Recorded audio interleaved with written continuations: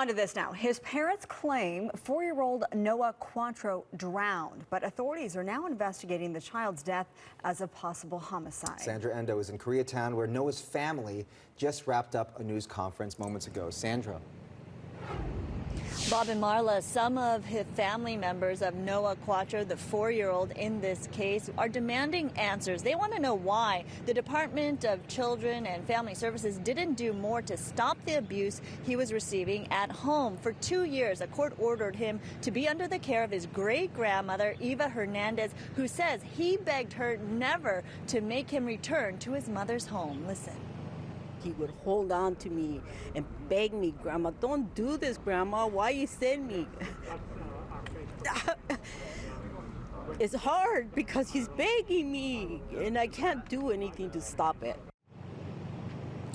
A very emotional press conference, and she was fighting back tears, even finding out that there was an order for him to return back to her care earlier this May. Now, Noah's parents, Jose and Ursula, called 911 on July 5th, saying Noah drowned at their apartment complex pool at their home in Palmdale. But a lawyer for the family says there's been a history of abuse against Noah, including bruising, sexual abuse, and neglect, and they're calling for a complete overhaul of DCFS. So this does not happen again to another child. They say there is no evidence of drowning in this case, and officials are saying his death is suspicious. They say the warning signs surrounding Noah were glaring.